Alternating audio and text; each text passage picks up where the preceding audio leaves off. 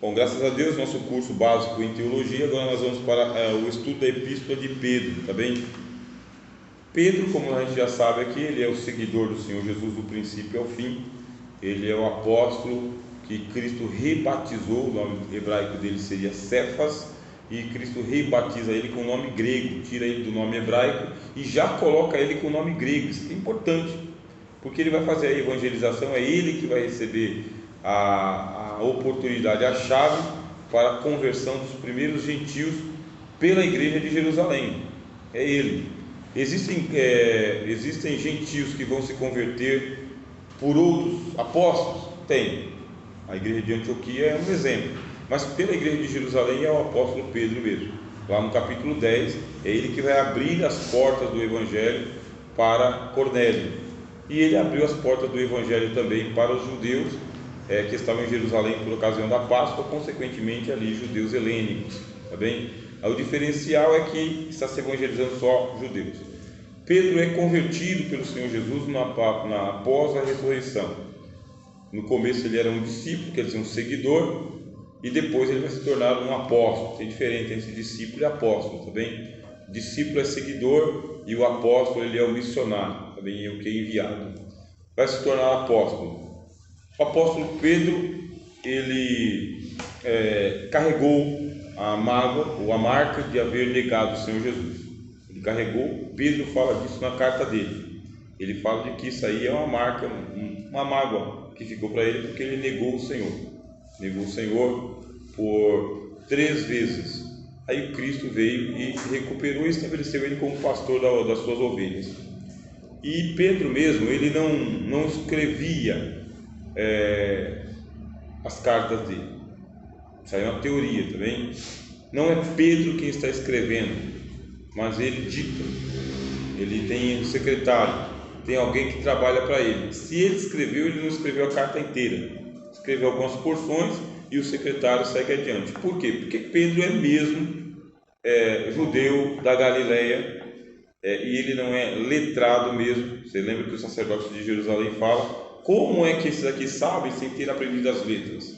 Ele não é letrado, ele é uma espécie de analfabeto funcional. Talvez saiba ler, mas não saiba escrever, talvez, tá? No campo da teoria.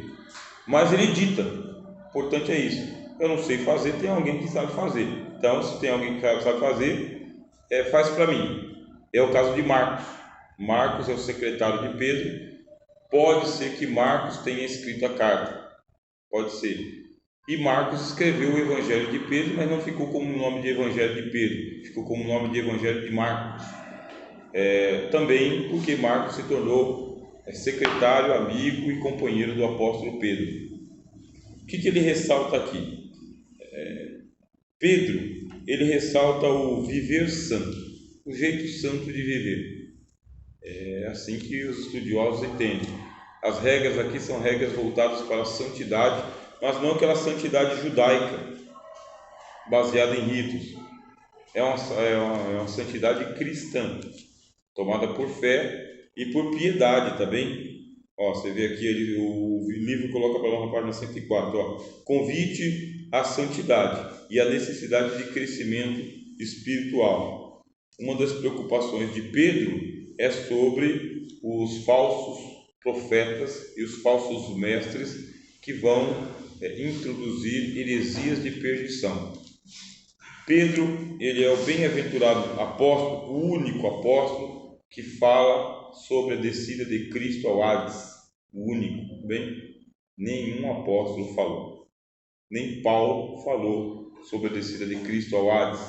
Tiago, irmão de Jesus, não falou, as epístolas gerais não falaram, ninguém falou. Só Pedro falou, e ele falou por referência, ele não explicou. O que a gente sabe é que quando Cristo ressuscitou dos mortos, ficou 40 dias com os apóstolos, aparecendo intermitentemente.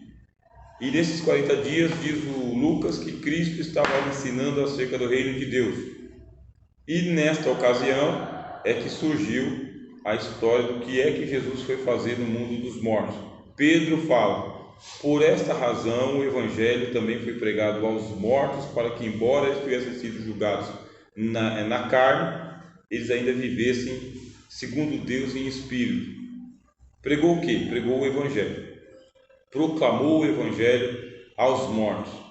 Aí você pergunta, quais mortos? Pedro fala, aos diluvianos, aqueles que morreram no dilúvio, não é para todos os mortos.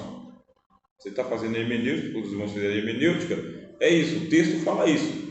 Fala que Cristo foi, pregou o Evangelho aos mortos, e os mortos que pregou foram aqueles que morreram no dilúvio, para que, embora tivessem já sido julgados segundo a carne, ainda vivessem segundo Deus em espírito. Em espírito, quer dizer, continuam vivos, mas não foram levados para o terceiro céu, o segundo céu, o primeiro céu.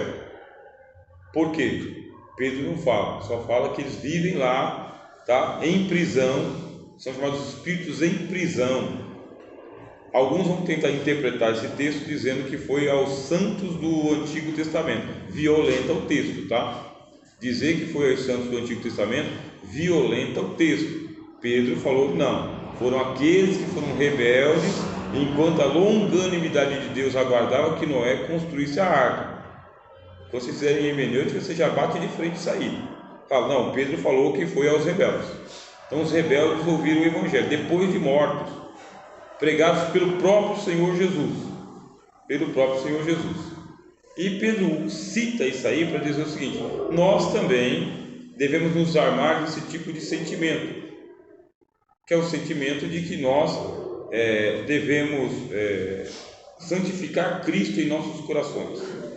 Santificar Cristo em nossos corações, sendo submissos, assim como ele foi também. Cordeiro que não abriu sua boca, sem mancha, nem mácula.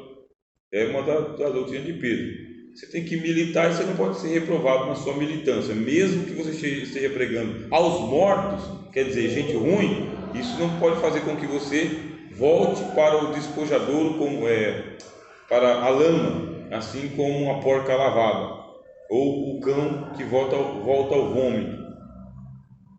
Vocabulário pesado, né?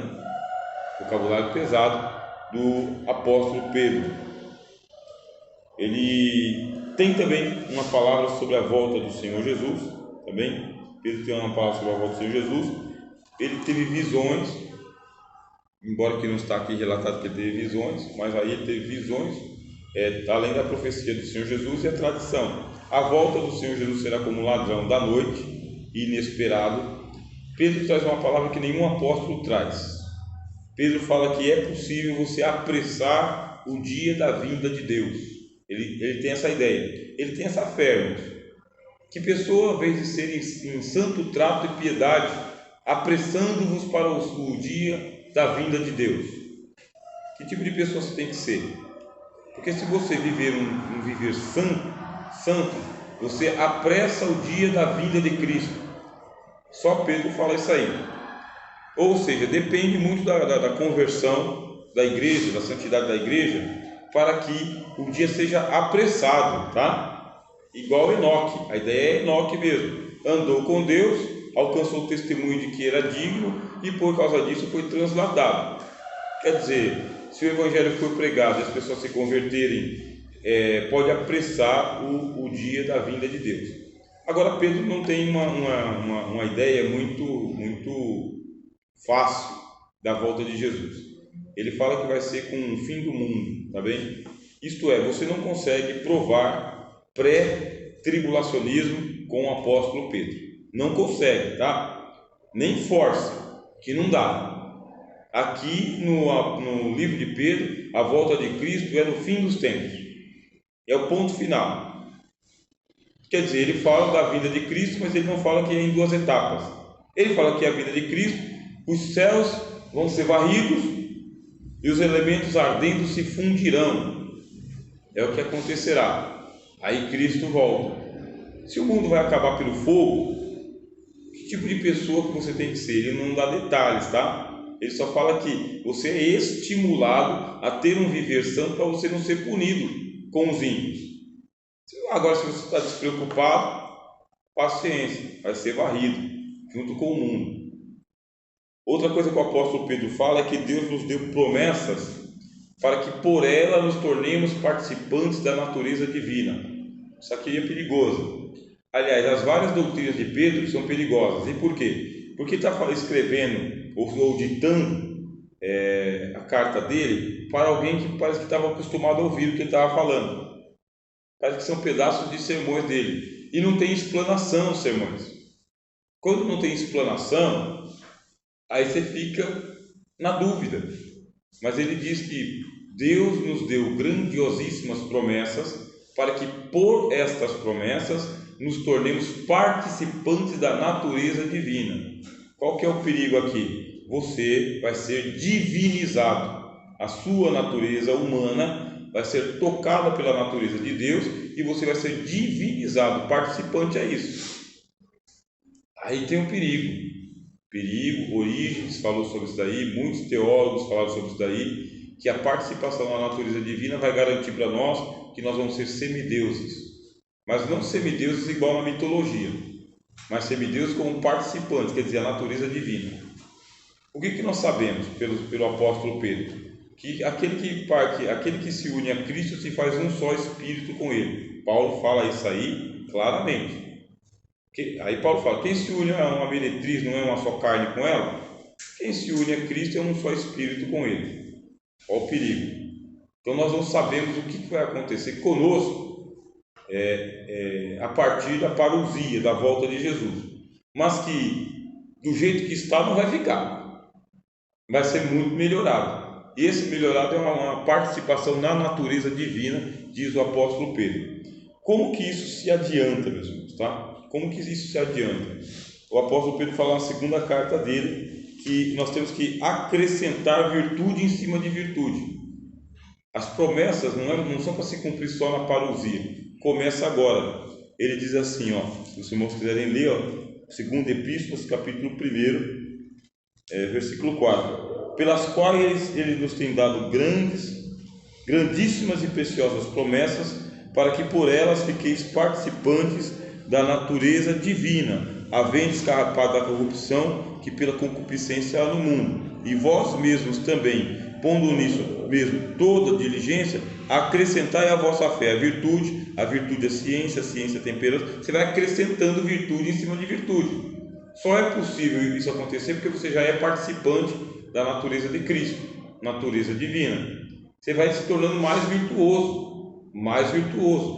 Então, o livro de Pedro é isso aqui, tá? É essa ascensão, é essa glória que você vai recebendo aqui.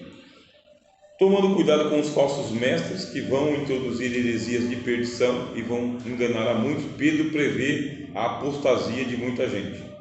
Apostasia, que é o afastamento da verdade. Ele prevê que isso vai acontecer, assim como a vinda do Senhor Jesus. São duas cartas que você vai ler rapidamente, mas assim, você não vai compreender tão rapidamente. Até que eu comecei a fazer um estudo sobre as cartas de Pedro, mas assim, falta de tempo, eu não consegui terminar. Está na internet. Não consegui terminar os estudos da carta de Pedro. E é isso, tá? Em resumo, essas duas cartas aqui. Os irmãos querem comentar alguma coisa, fazer pergunta, é o momento.